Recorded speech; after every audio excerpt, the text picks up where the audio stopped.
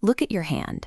To generate force and precision simultaneously, the thumb relies on an intricate, highly specialized piece of biological machinery. This dexterity is driven by a biological pulley and cable system. Muscles up in your forearm pull on long, cord-like tendons that run all the way down into your digits, allowing you to pinch, grasp, and lift. Historically, this system had a clear breaking point. In the early 20th century, doctors noticed a specific structural failure plaguing manual laborers. They called it washerwoman's sprain, tied directly to the heavy, repetitive wringing of wet clothes. Today, the labor looks different, but the mechanical strain remains. Doctors now frequently see the same failure in new parents. They call it mother-stum, triggered by the daily, repetitive angles required to lift the weight of a growing infant. Whether it's grueling 19th century laundry or carefully picking up a baby, these tasks expose a persistent structural vulnerability in human biomechanics.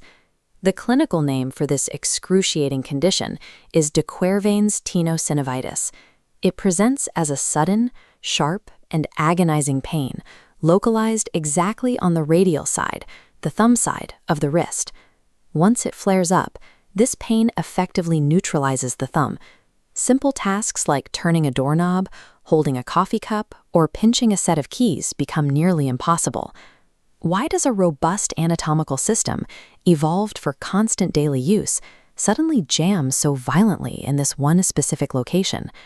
The mechanical failure happens in a precise location called the first dorsal compartment. Think of this area as a narrow tunnel.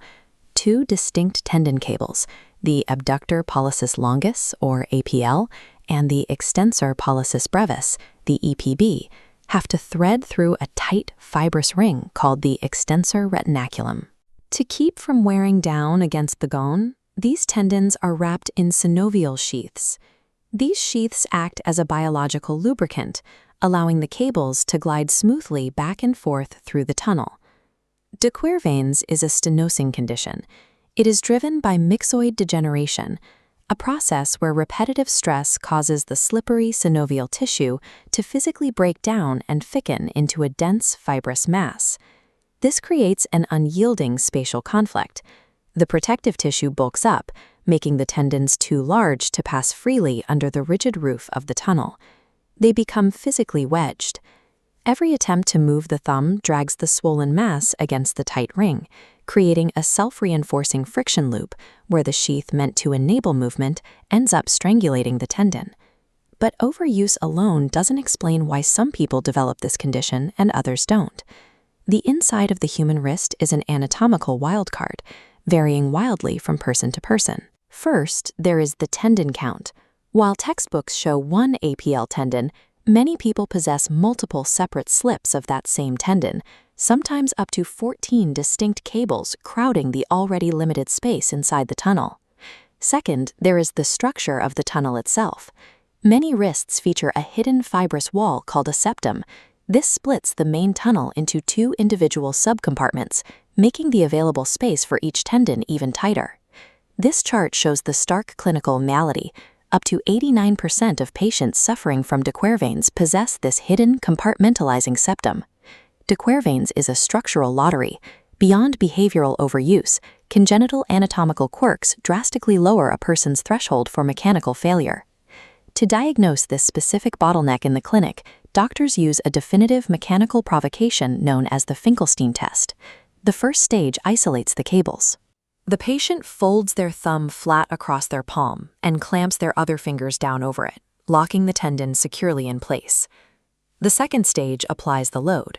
The patient forces their wrist downward, tilting it away from the thumb side to place maximum tension on the compartment.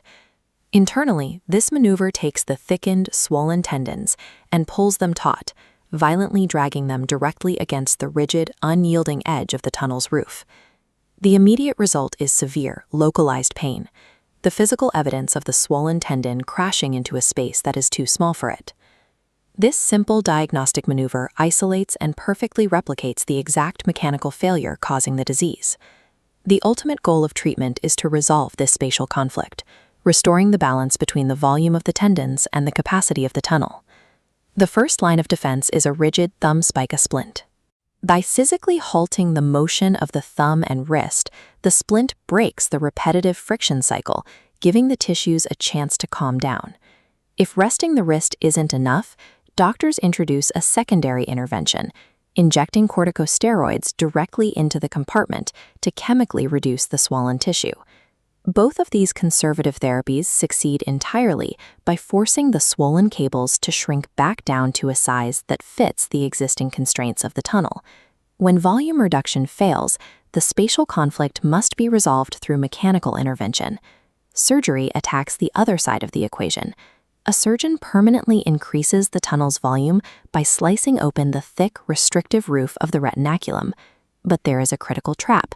If the patient has one of those hidden septums splitting the tunnel in two, the surgeon must find and cut both walls. If they miss the hidden partition, the second tendon remains trapped and the pain persists. Once the correct releases are made, the spatial conflict is over. The tendons can glide freely again, and the patient experiences immediate physical relief. Human wrists are high-performance tools, but de Quervain's tenosynovitis serves as a reminder that we are still bound by the physical laws of space and friction. If you like this video, give us a thumbs up.